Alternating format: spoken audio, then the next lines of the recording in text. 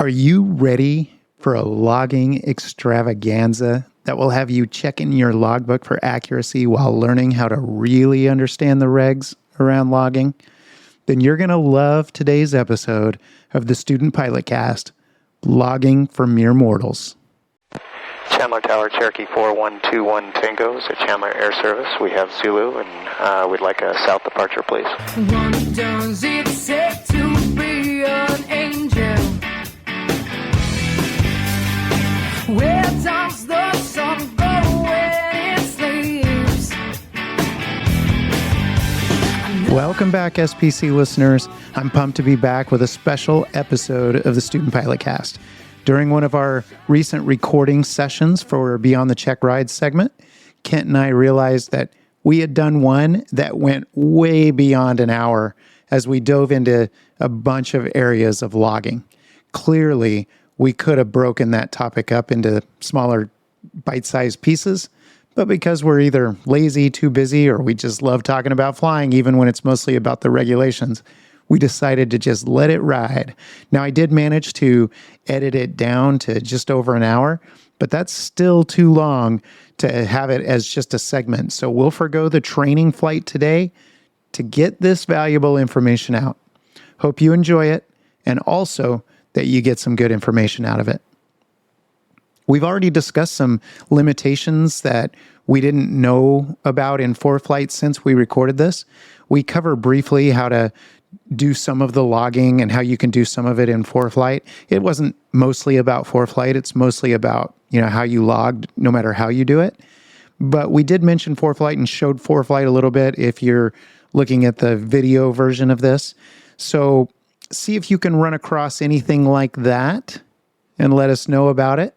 And we may do a follow-up to talk about that as well. Even better, though, what did we forget or what did we get wrong in this Beyond the Check Ride segment? Reach out to us via email at bill@studentpilotcast.com, or you can use the contact form on the website if you prefer, but reach out to us and let us know your take, your stories, or anything that you think we may have gotten wrong or should have said better. By the way, the video version of this segment is already published on YouTube. Published it a little bit earlier today, and you might want to go check that out in this case because Kent will be sharing some visuals to help go through the regs as well as some of the interpretations and as well as using ForeFlight a little bit, like I said. So the video version of this could actually prove pretty helpful. You can go to our YouTube channel to find it. It's at youtube.com/@StudentPilotCast. Or you can just search for Student Pilot Cast or Student Pilot Cast Logging on YouTube. There will also be a link in the show notes. So lots of ways to find the video. So don't forget to go check it out.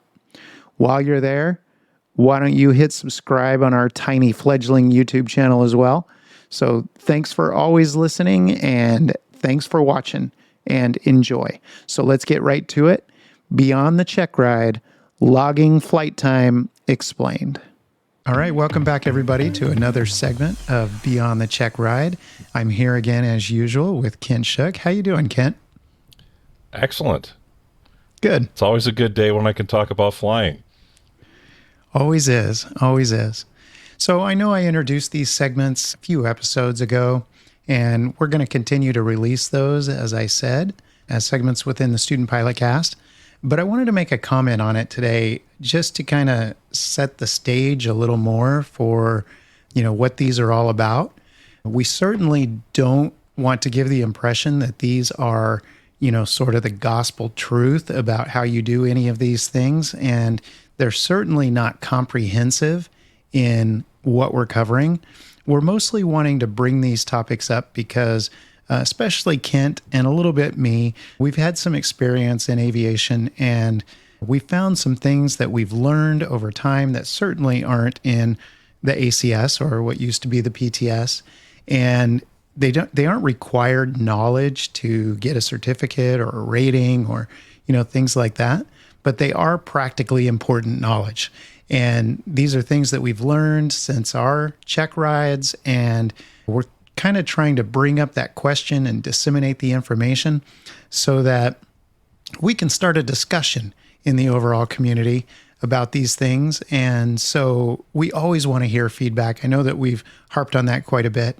We always want to get feedback from you. We want to hear stories about how you've learned things beyond your own check rides.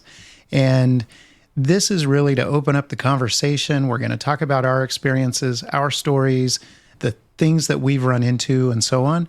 And we want everyone to add to that conversation. Anything to add to that, Kent? I just wanted to make sure we were setting the stage. Yeah, that sounds great. And, I hope that eventually we'll have enough feedback that we can even have a segment within a segment where we go through feedback every time and talk about it a little more. Like I said, I like to talk about flying. So that's just another way to do it and to expand the size of our little circle around the fire at the hangar, right? That's right. That's right. Cool. So with that being said, what topic have you got for us today? Well, this time, kind of the overarching thing will be the regulations. And within that, we're going to look at one that I have seen so many online arguments and confusion about, and that is logging time. Great topic. I'm sure you've seen an argument or two over that in your day. Oh, for sure. So, over the years, I've actually gotten to the point where the regulations actually make sense to me. Don't tell the FAA or they'll probably revoke my medical for being crazy or something like that. But right. There's got to be something wrong with you, right? Yes. And one of the people that I learned a lot from was a guy by the name of Ron Levy, who was a participant in many of those arguments ages ago. But he actually taught a class at a college. I can't remember where it was, but he was out in Maryland. So somewhere out in that vicinity, he was a guy who taught a college class in aviation law. So knew what he was talking about, always backed up his statements. And then by following all the references that he provided, I learned a lot about it myself. So I've learned from those online discussions that I've had quite a bit. Really, it's all about going and finding references for your position. And so sometimes I will learn that I was right, and sometimes I'll learn that I was wrong. And it's all still learning, right? Exactly. So what are some of the big issues the obvious one is, logging PIC when you're doing instrument practice, but we'll hold off on that one for a second, hopefully. Are there any other big logging issues that you run into? Well, there's a couple. There is can more than one person log PIC at the same time, or even log the time at all at the same time? The other one is, okay, I'm going up with an instructor and I'm getting my complex endorsement. How do I log that? So I guess we can cover. Can you log PIC when you don't have a high performance endorsement, for example, or something along those lines in a high performance endorsement? Yeah. Okay. Good question. I think I know the answer to that, actually. But, yeah, the first thing here is don't try to make it make sense. If you try to make it make sense right off the bat, you'll say, what on earth is going on? And it won't make any sense. These are federal regulations, after all. Yes. If you sit back and wait until the end, hopefully by the time we're done tonight, then it will make sense. So the first thing to understand is that to the FAA, logging PIC and being the PIC are completely separate things. When I say being the PIC, we'll also use the term acting as the PIC. That doesn't mean acting like you're not really it. Acting PIC is the person who is being or acting as the pilot in command of the aircraft. There is always one and only one pilot in command of an aircraft, period, end of story. However, there are times when you can have, I'll put an asterisk on the first one here, but 0 up to 3 people logging PIC. So don't let me forget that. We'll cover what those are here at the end, and it'll make a little more sense. So first thing, let's talk about how you can look this stuff up on your own. And in fact, I will see if I can share my screen here. All right, so here in my browser window, you'll see we have gone to ecfr.gov. So Electronic Code of Federal Regulations. And what we're looking for here is Title 14, Aeronautics and Space. So let's click on that. And this is an awful lot of stuff because this is everything dealing with the FAA and NASA and all kinds of things. So pretty much everything that you're going to want in terms of aviation regulations is going to be in this first chapter here, Chapter 1. So I'll expand that. And for logging stuff, one of the things that you should have learned right away as a student pilot is that anything that depends on who the pilot is going to be in Part 61. And then General Operating Rules are Part 91. So let's go to Subchapter D here, where Part 61 is. Now, there's a difference between whether you click on Part 61 or the title over here. So if you click on the left, you'll get the table of contents. If you click on the right, you'll get the entire part. And that is generally what I do. So let's go ahead and do that. So here we go. This is Part 61. Everything in Part 61. Now, I happen to know that it's 6151 is what we're looking for. But you can also just do a quick find for logging. So you can see C, D, and E there. I'm going to scroll back up. So there we go. 6151, pilot logbooks. So which question shall we address first here? Well, let's do the scenario where, let's say you just got your private pilot certificate and you want to add on something like a complex or high performance endorsement. Yep. That's a good one. So good, simple one. Now, this is all, we're talking PIC right now. So 6151E is where we talk about PIC. So logging pilot and command flight time. A sport, recreational, private, commercial, or airline transport pilot may log pilot and command time for flights. And this is the one that really matters here right off the bat. Except when logging flight time under 61159C, when the pilot is the sole manipulator of the controls of an aircraft for which the pilot is rated or has sport pilot privileges for that category and class of aircraft, if the aircraft class rating is appropriate. So that's a mouthful. Yeah. Let's pick that apart. So except when logging flight time under 61159C.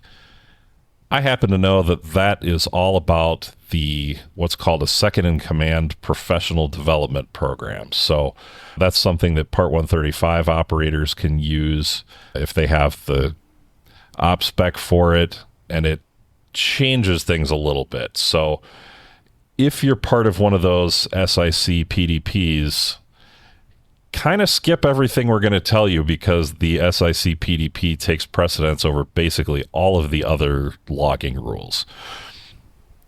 Now, if you don't already know that, well, what do you need to do? You need to go and look at what 61159C says. So let's go ahead and click on that and do that. And you can see when you click on it, this website highlights the section.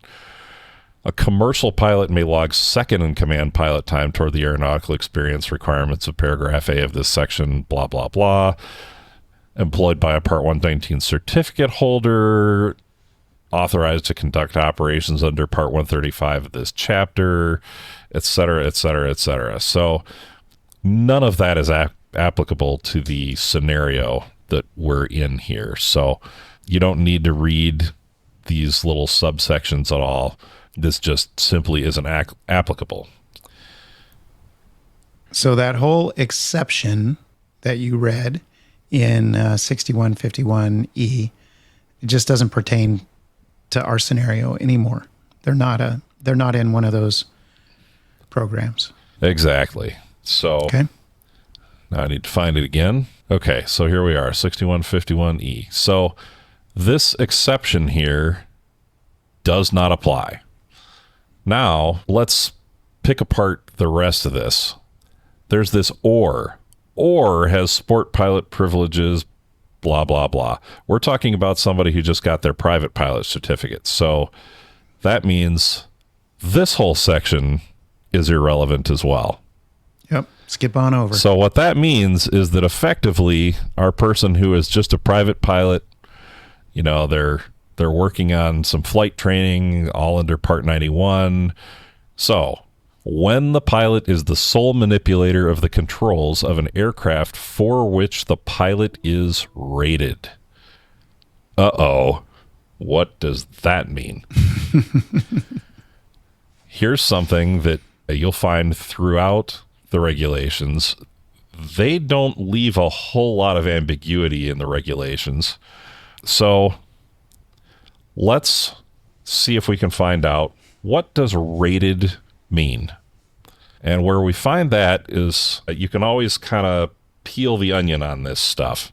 So definitions relative to Part 61 only are always going to be up in 61.1. So if we scroll way back up to the top, it actually isn't completely at the top because there are a couple of special federal aviation regulations up here, but here we go. Applicability and definitions. That's what you'll find in the point 1 of pretty much every part. So what we want to look up here is look up rated or rating. And it's not here, right? So next, let's peel the onion. Let's go out to subchapter D, airman. Well, nothing really there because the first part in subchapter D is this flight simulation, training device, etc. That's not really applicable. So, peel the onion again. And, I must have clicked on something there that I didn't really mean to because this is what I wanted to be able to see. We're going to back all the way out to part 1, definitions of and abbreviations. And this is applicable to all of the regulations. So now let's go down. We're looking for rated or rating. Now, public aircraft. You can see some of this is OEI power. Yeah, a lot of this stuff is just stuff that is probably in the certification regulations, but right here, rating means a statement that as part of a certificate sets forth special conditions, privileges, or limitations. So rating in the context of are you rated for an aircraft means something that is part of a certificate, your pilot certificate. When you get your complex endorsement, is it printed on your pilot certificate? Nope. And it's kind of, they give it away in the naming of, complex endorsement. Yeah. It's an endorsement. It's not a rating. Yep. So the things that get printed on your pilot certificate, like airplane single engine land or instrument airplane, those are ratings. And the endorsements are not ratings. So now that we've figured out what the rating part means, let's jump back here into part 61. Gonna have to scroll down again. Okay. So the way we read this now is we can pretty much start right here, logging in pilot and command flight time. We're going to skip over the stuff that's irrelevant. Private pilot may log pilot and command flight time for flights when the pilot is the sole manipulator of the controls of an aircraft for which the pilot is rated. Now, is any of this other stuff even relevant at this point? Here's how we check that. So you can see we've got these little I's, basically small Roman numerals here. And at the end of every one, we've got a semicolon, except for before this last one, number 4. Look at this word right here. It's an or. As long as that is an or, that means you only have to satisfy one of those subconditions. So that's it. We've told the story now. We are able to log that flight time. Yep. So hopefully that makes sense. Now, Yeah, for sure. I will tell you, there's another thing that you can look up. And this is my, don't argue with me. I've been arguing about this subject for way longer than a lot of people. But this is also something that is a really good reference. So it's not at an easy URL like ecfr.gov. So I always just Google search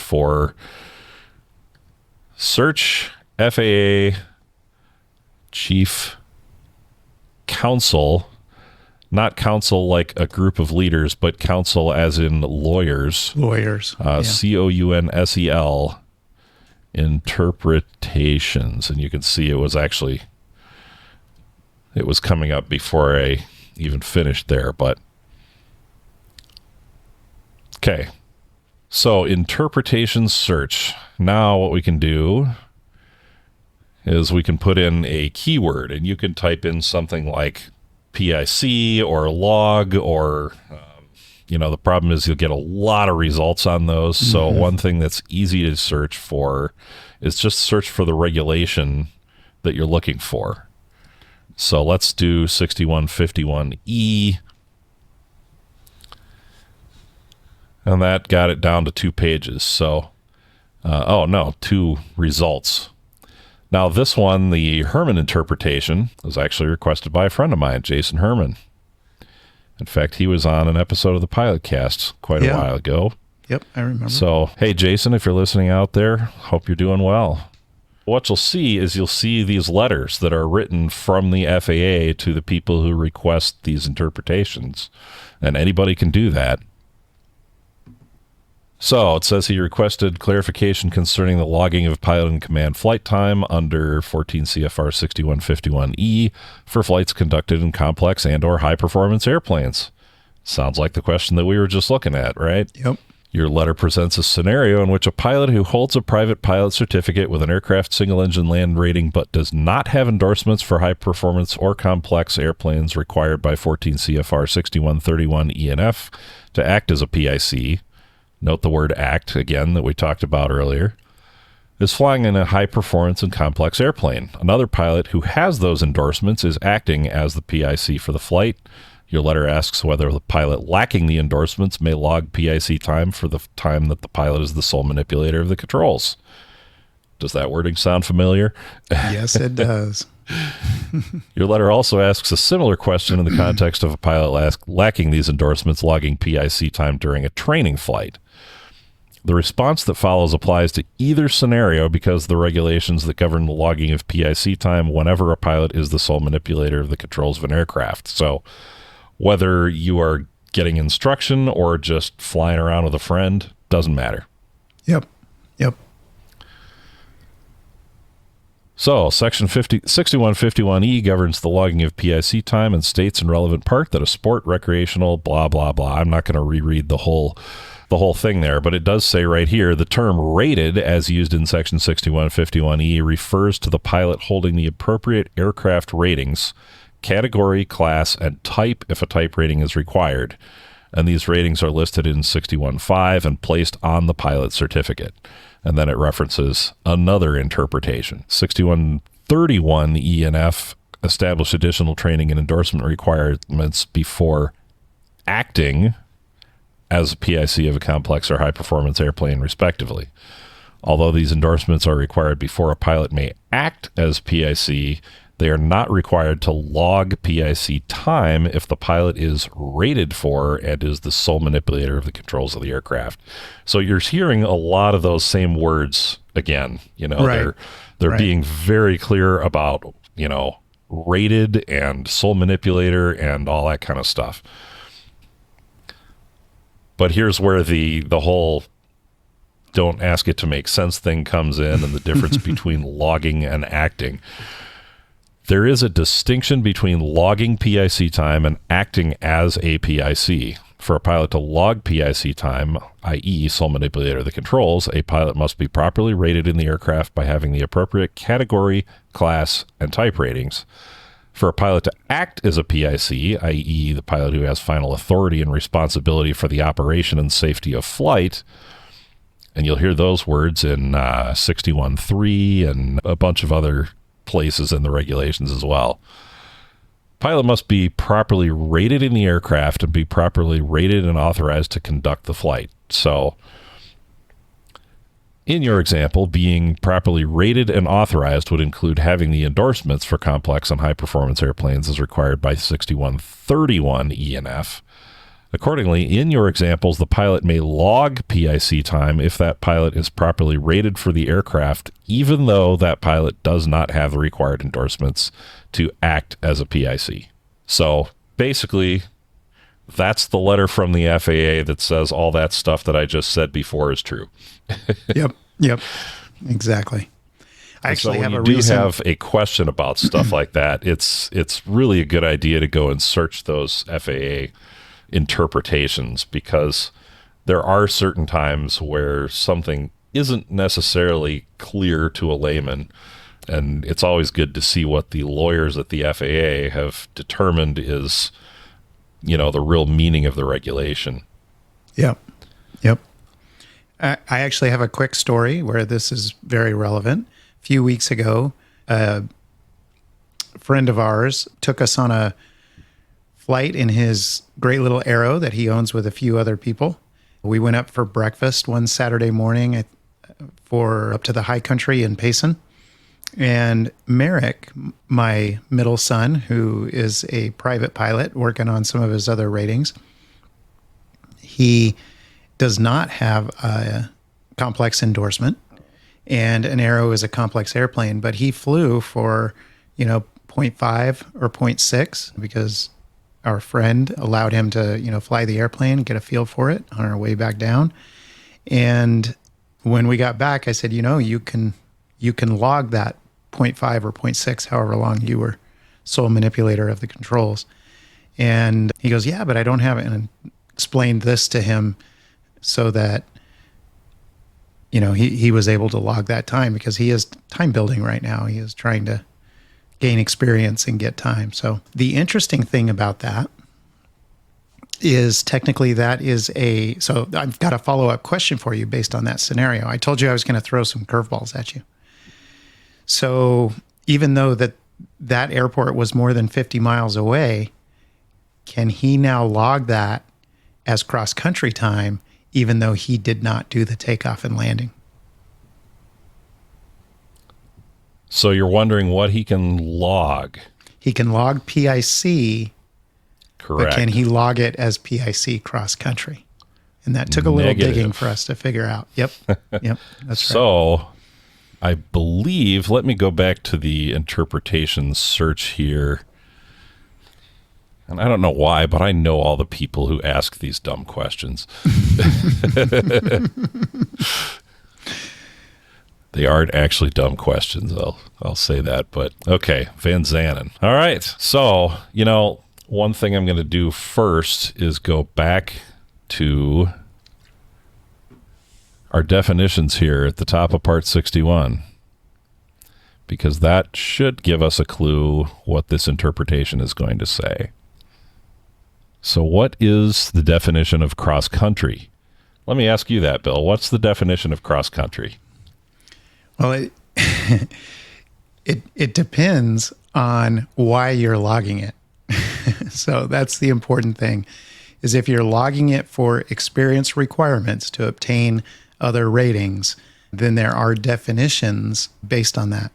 If you're logging it because you want a record of your flying, then that's a different standard, right? And that really means going from one place to another, anywhere. That would be a cross country.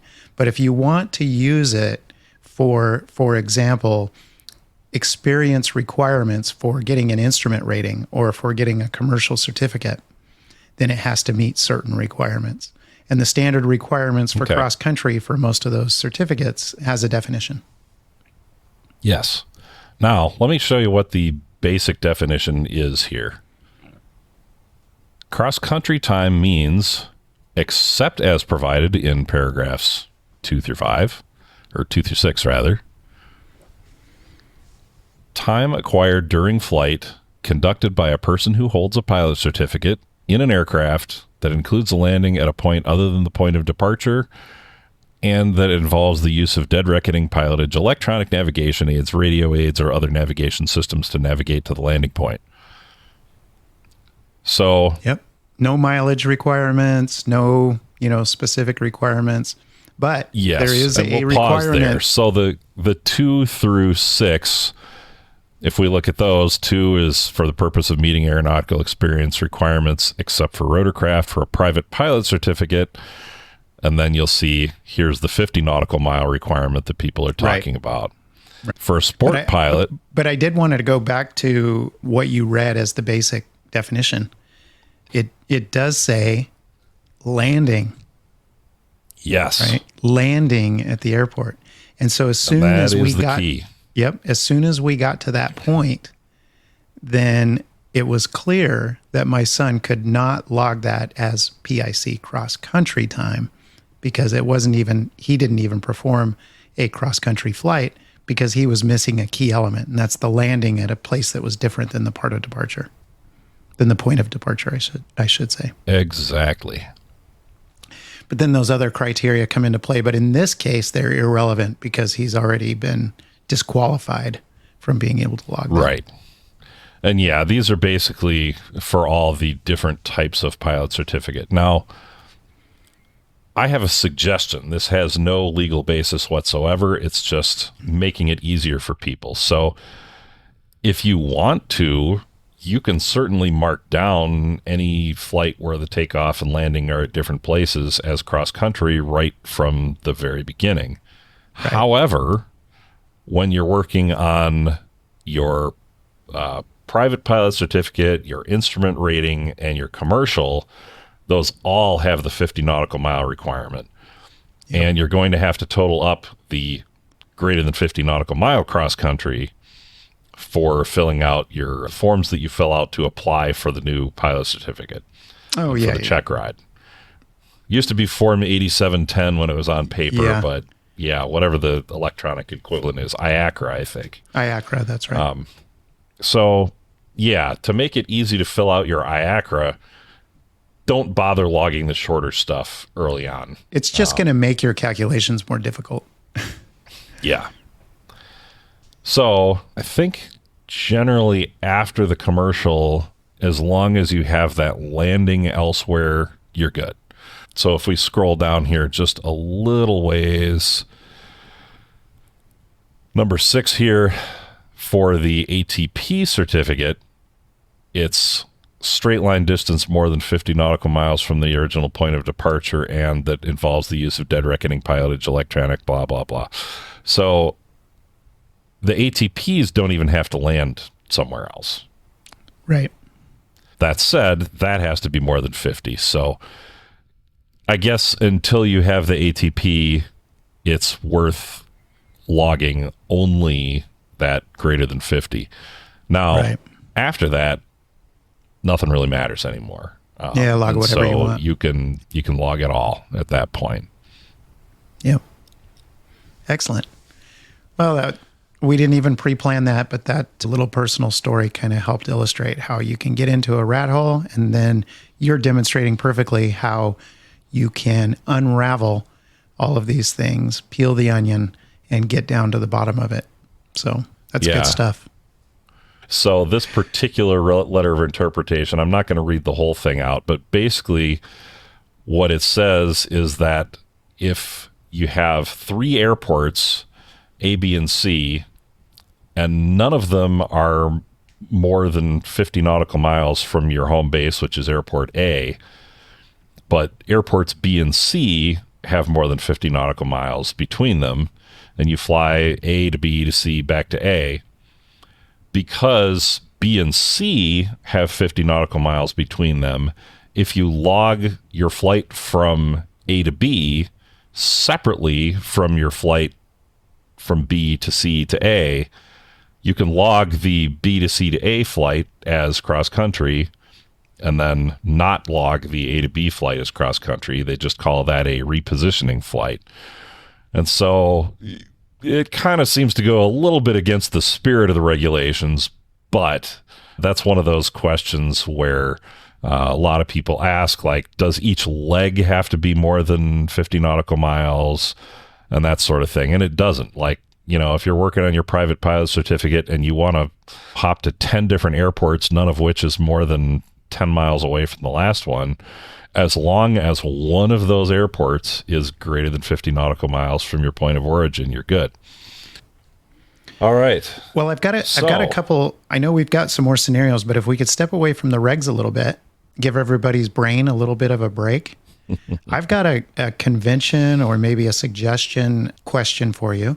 And this is a real scenario that's been coming up for me lately. As most folks know, I've been working on my CFI. I'm having a hard time. I'm ready for my check ride, but I'm having a hard time getting that check ride scheduled. So it's kind of dragging on for a while. This is not an uncommon problem these days. So I'm doing all kinds of flying, and a lot of the flying I'm doing, of course, I'm doing it from the right seat to continue to get more comfortable. And I'm taking my kids and anybody who's willing to be a guinea pig, and I'm teaching them things about flying. And so I've had the opportunity recently, for example, to take my son, who is already a private pilot, and introduce him to some of the commercial maneuvers, acting as if I'm his instructor. Of course, in this case, I haven't done my check ride, so I'm not a CFI yet. So we can't log it as dual, but I can certainly teach him, demonstrate the maneuver, let him try the maneuver, those sorts of things, and give him feedback and act like I'm an instructor. And so that's what I've been doing. Now, in that case, because he's not logging dual and I'm not logging dual given, I am acting as PIC, but unless I'm demonstrating or doing the landing or something like that, I'm not able to log PIC time. Because he's logging PIC time as the sole manipulator of the controls. He's rated for the aircraft, so he can log that PIC time. Therefore, I can't. So that's been an interesting thing. So I've got a question for you on how you might fill out a logbook in this situation. So most logbooks have a column that says, I've got my logbook open, so I'm going to be glancing at it. It says total duration of flight. And this goes to the scenario I was talking about earlier when we went with a friend, flew to breakfast, and Merrick flew for part of it. I flew for part of it on the other direction. So what would you put in the total duration of flight there? Would you put the amount of time you're logging PIC where you were the sole manipulator of the controls, or would you put the total duration of the whole flight? What I would put in there is the total loggable duration of the flight. And I actually have something in our notes here about things you can't log as well. Loggable for you. Is that what you're saying? Correct. Yeah. So there are really, in other words, you would fill it out. Of, you would fill it out so it matches your PIC time in this scenario that I'm giving. Yes. Yep.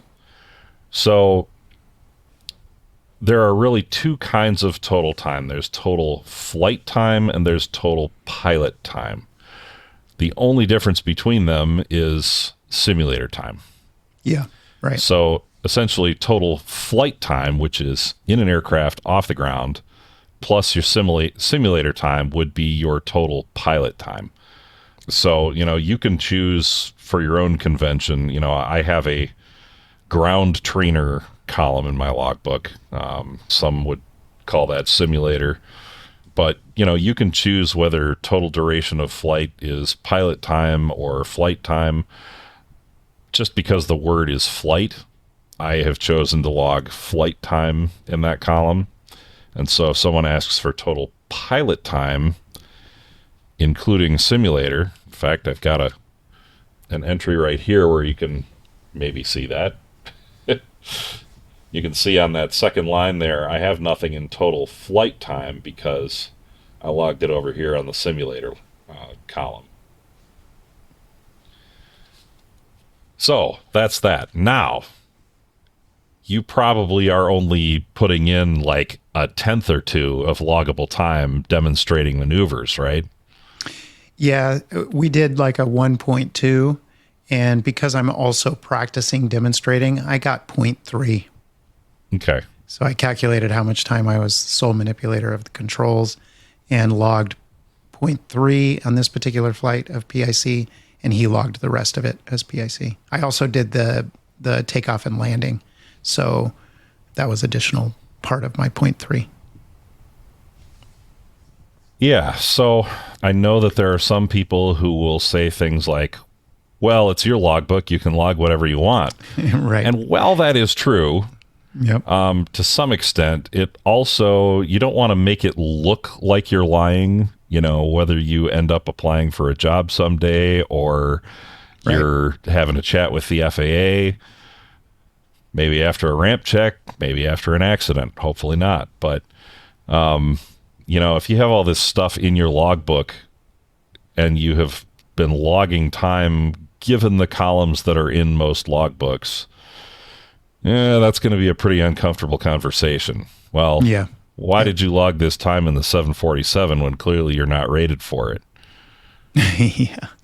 Well, I like to log passenger time too. Well, yeah, don't put that in total time though. Yeah. So, Well, there's another column too. Same question. I think your answer is going to be pretty obvious, but there's another column for, in this case, airplane single engine land. So category and class. So again, it sounds like you would log just the amount of time that matches what you're able to log as PIC since you're rated in it. yes.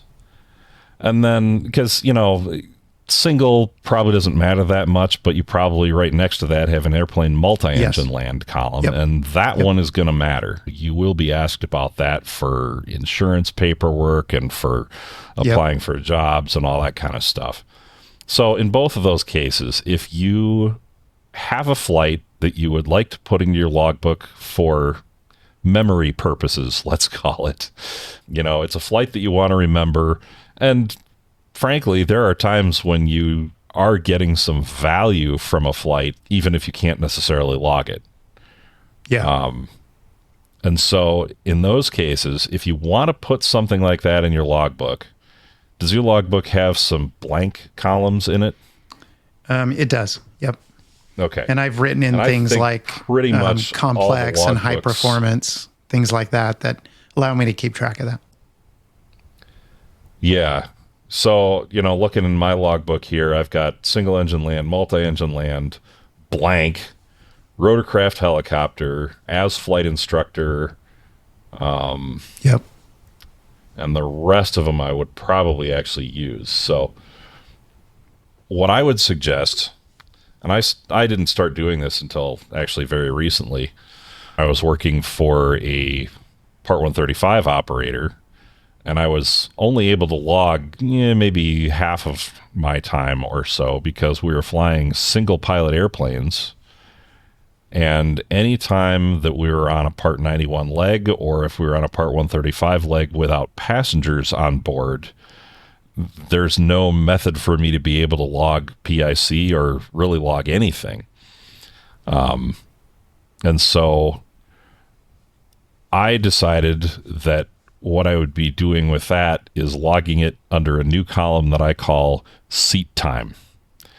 So if I was the pilot monitoring, not the pilot flying, and I was not acting as pilot in command of a 135 leg, then I would just log it as seat time. So my total time would be 0, cross country 0, landing 0, all that stuff. But Yep. seat time, I would put that in. So in your case, you could log 1.2 of seat time and 0.3 of PIC, for example. So Right.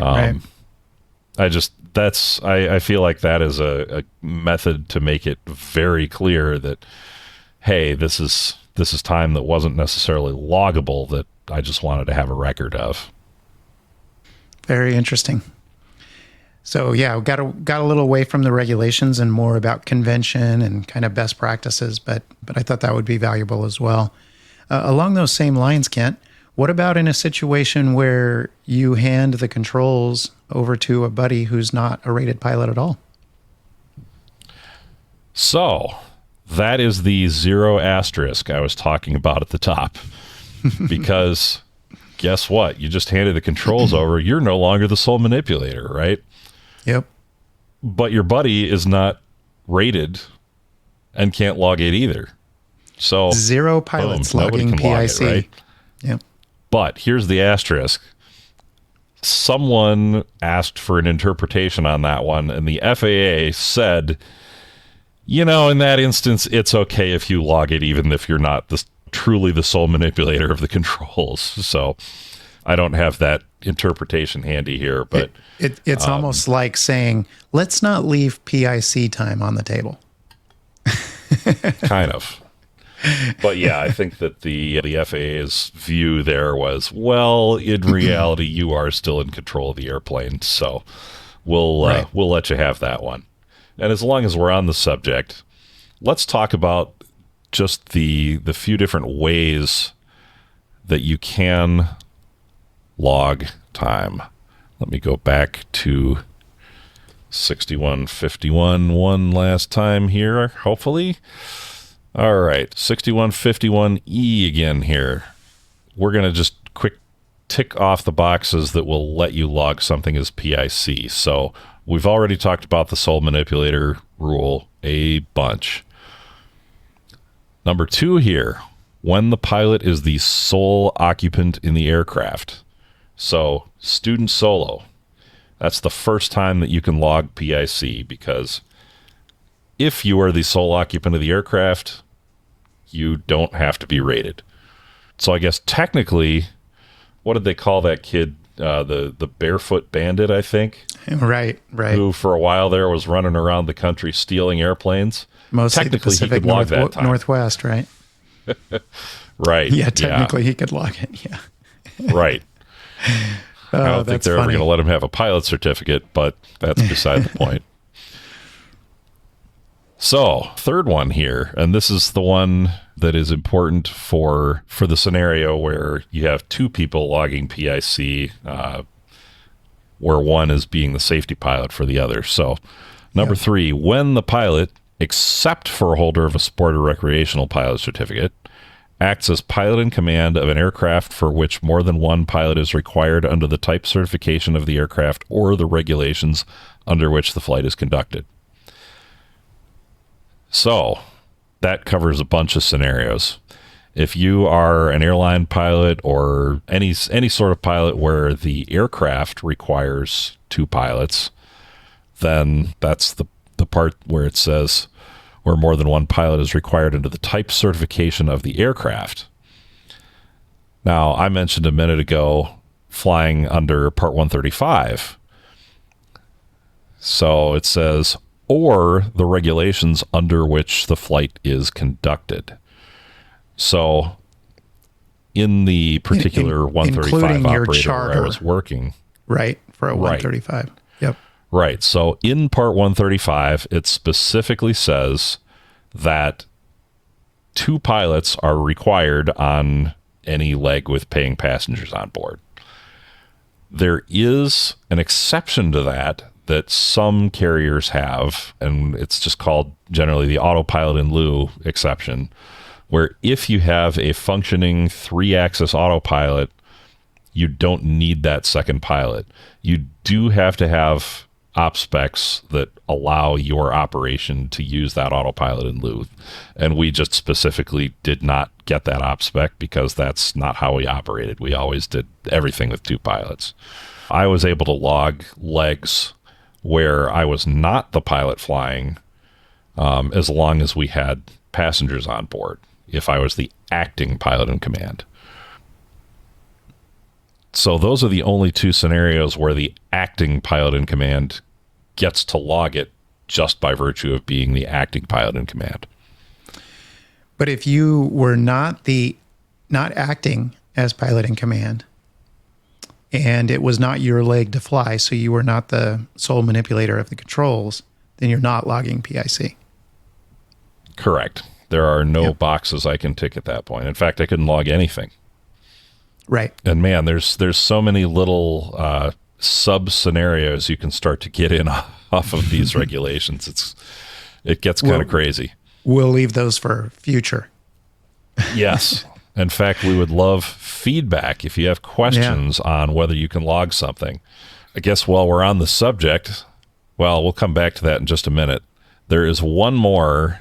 Well, there's this number 4, which is more involved in training flights, and there's an ATP one down here. So if you are an ATP acting as pilot in command of an operation requiring an ATP certificate, you get to log it then, which is also kind of covered by that one we were talking about a minute ago.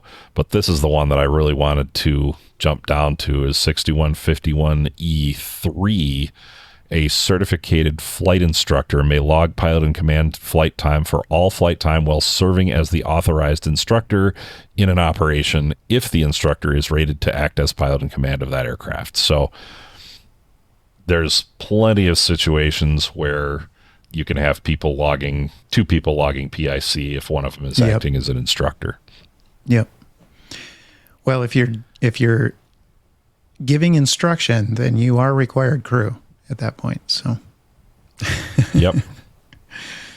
So let's talk about the good old safety pilot thing. The way that you can get 2 pilots logging PIC at the same time and you're not a professional pilot. That's the scenario we're talking about here. Yeah, the safety pilot, if the safety pilot is the acting PIC, and this is important, the safety pilot must be the acting PIC for both pilots to log PIC. The safety pilot does not have to be the PIC to log it, period. So pay attention to who is the PIC and is responsible for the flight, because the safety pilot may be logging either PIC or SIC. And, it's more than just regulations that goes into that. So let's say you and I go flying in my airplane, and, I'm under the hood and you're my safety pilot. Well, are you on my insurance? I'm not on the insurance. Reason why, right. So in that case, I'm going to want to be the PIC, because let's say I gear the thing up or something like that, and then you are the PIC. Well, now the insurance is going to deny that claim. Another thing would be, I was just thinking through the endorsements. So my Mooney is both complex and high performance. You cannot act as PIC on my airplane if you don't have those endorsements. Right. So, right. So those are a couple things to think about. Yeah, you have to be qualified. You have to be qualified to act as PIC in that airplane, obviously, to act as PIC. Yeah. Correct.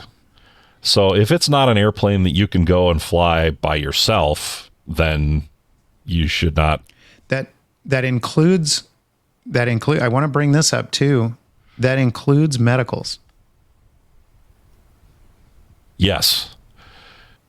So you have to have all of the requirements to act as PIC. Like you said, Kent, if you can't fly that airplane by yourself, you can't act as PIC. Yeah. Now, a medical is required to be the safety pilot anyway, because you're still a required crew member. Medicals are not just required for PICs. I should say, though, that Basic Med now does qualify. For quite a while after the Basic Med rule first came out, you had to have a legit medical certificate. It was just due to the way that Congress wrote the law requiring the FAA to do Basic Med in the first place. They had not addressed that scenario, and the FAA had been dragging their feet on that whole idea for the longest time. And so they literally wrote the regulation exactly as Congress made them and nothing else. And that was probably the most glaring issue with the whole thing, was that, okay, now there's this whole scenario where I can fly the plane myself, but I can't sit in the right seat and look for traffic. Right. Right. But yeah, they did finally address that more recently. So Did they address that with a regulation change, or did they address it with an interpretation? that was a regulation change. That was a regulation So change. technically, an interpretation is never changing a regulation. It is merely a No, but they can be clarification of what the ambiguous enough regulation means. that a regulation can be ambiguous enough that it has the same effect, though. Yeah, to an extent. But yeah, this particular one, it was not ambiguous at all. It said, yeah, you need to have a medical. There was really the basic med rule didn't say that there was that exception. So Right. Cool. anyway, I don't want to get too far into the whole medical issue, but yes, to act as pilot in command, you need everything. You need the endorsements, you need the medical, you need all that stuff. So I think that if you can't fly the airplane on your own with friends in the back seat, you're also not qualified to be the acting PIC. That isn't to say that you can't be the safety pilot, but we've covered a couple scenarios here with insurance and endorsements and all that kind of stuff that you should be aware of. And you should also agree before the flight who the PIC is going to be so that there's no ambiguity there at all. You need to know who is in command of that flight. Right. So, all that said, let's say you are the acting PIC safety pilot. Now we're coming down here to 6151E13 when the pilot, except for sport and recreational, acts as pilot in command of an aircraft. And I'm going to skip over the multi-pilot aircraft ones section of this here. An aircraft under which or for which more than one pilot is required under the regulations under which the flight is conducted. So there is a regulation. I can't remember the number right offhand, but there is a regulation that requires a safety pilot when you're wearing a fuel limiting device. I'll put it up on the screen right here That so you is can see it. the regulation under which the pilot is, or under which the flight is conducted.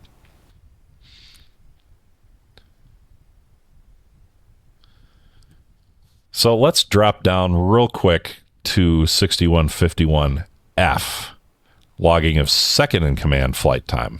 Right. That's just what I was going to ask.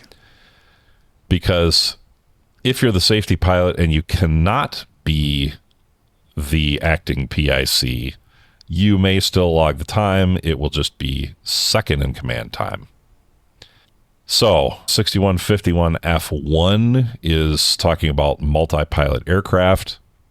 6151F2 is the pertinent regulation here.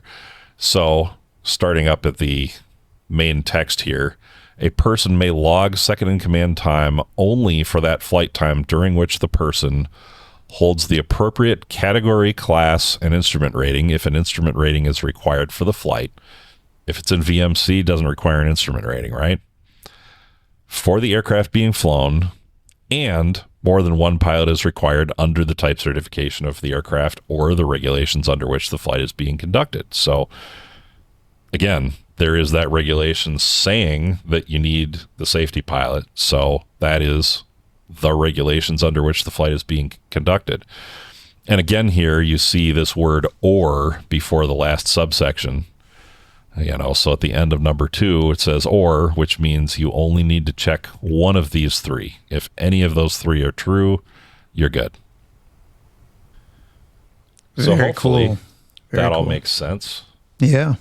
Oh, I do want to suggest one more thing. I talked about an extra column for seat time.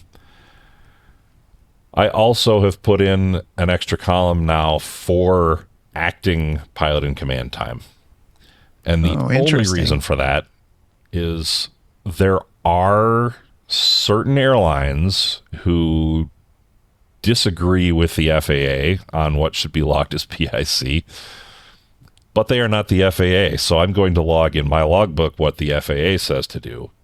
But I have seen instructions on airline applications that say, for pilot and command time, we want you to fill out only the time where you were the acting pilot in command of the flight. So I have also added an acting PIC column. Have you gone back and filled it all out for your previous career? Yep, I have. Oh, that's a lot of Actually, it work. wasn't that hard. Well, so what I did is I went through the aircraft that are in my logbook. And some aircraft, I know I was never the acting pilot in command. And some you always were. Yeah. Friends who let me fly their planes and stuff like that, but they were always with me and that sort of stuff. There are some aircraft for which I knew I was always the acting pilot in command. And then there were, some aircraft where it could have been either or. So Right. I just automated the whole process and said, okay, we'll do a VLOOKUP here and check the tail number against the list here and just check on whether that aircraft was an always, a never, or a sometimes. And That's interesting. And tell me how you've done that in your ForeFlight logbook, your electronic logbook. so ForeFlight lets you put in custom columns. Let me actually go to ForeFlight logbook here.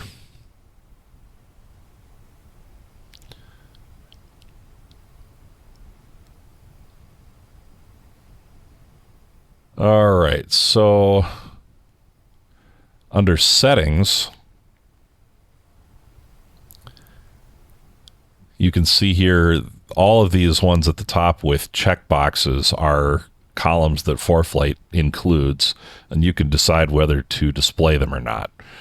So you can see, for example, I don't have the night vision goggles checked because I have never flown with night vision goggles. And Unfortunately. Yeah. Sounds like it'd be kind of cool, right? That sounds pretty fun to me. Yeah, so you can see down at the bottom here, I have 4 custom fields. And then there's this little new field link that you can click Yep. and just create a new field. Let's do that for the heck of it, because I want to pull up the types you can do. You can do text, numeric, hours, counter, date and time, or toggle. So you can have just a on-off. Yeah. So those are the options for your custom field types, but you can have, as far as I know, they don't have a limit on the number of custom fields, but I would check on that if you're going to do a ton a of lot them, of them. Yeah. because there may be a limit. That would be hard to manage anyway, so I would stay away from that if you can. Yeah. Yeah, and one of the things that I did notice is when you have a custom field, in ForeFlight, they always put the button, once you fill in the total time, a lot of the other ones will have a little button that appears that says use 1.5 or whatever Yes. you put in for the total time. Yes. The custom fields don't get that, so you do end don't up have having to that. manually key it every time. Yeah, I was thinking you could almost make that column, the one you were just talking about, a toggle field. And if you ever had to add up your total PIC where you were acting PIC, you could just look up the total duration of the flights where that was toggled on. Yeah. So you could filter And let me it by show you that how toggle. this looks too. To build my experience report here. Those custom fields, it does by aircraft type. So this is ForeFlight's standard experience report.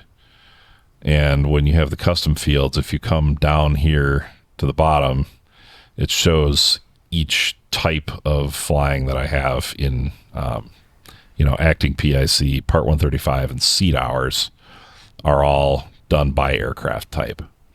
There is the totals at the bottom here. Very cool. But yeah, that's what that looks like. Excellent. Well, Kent, any other last things you wanted to say about this vast topic? I think we have pretty well beat that one to death. Like I said, there are a bunch of little tiny exceptions and asterisks and stuff like that you can get into on this. And so, please don't automatically go and start logging everything as PIC just because you heard two random guys on a podcast tell you to. Make sure that you can actually back that up by reading the regulations that we've pointed you to, reading interpretations. And you know what? If you have a question, by all means, send it in and we'd love to answer it. We like to do the research too. Call us crazy. All yes, right, we are that kind of crazy, and please, FAA, don't take our medicals away.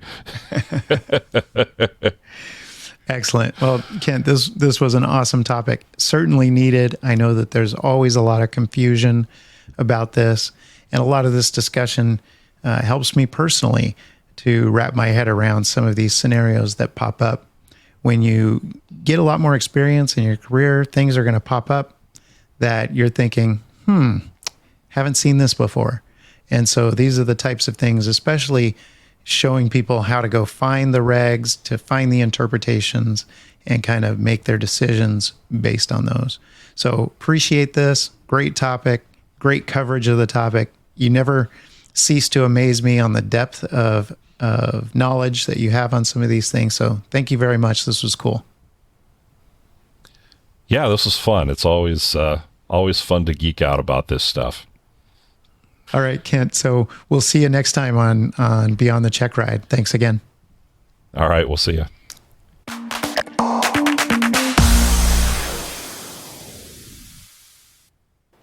Okay, everyone. I hope you liked that topic. As usual, and like I said before, we'd love to get feedback, comments, your own stories, all of it. So reach out to us. Logging is obviously a big topic. We didn't even cover it nearly comprehensively, and it took us over an hour. There is a lot of nuance and a lot of detail, but hopefully we covered the basics and the common scenarios that people get tripped up on. More importantly, Kent showed you how to figure it out for yourself by diving into the regs and the interpretations and so on. So, I guess it's time to get out there and log some more time.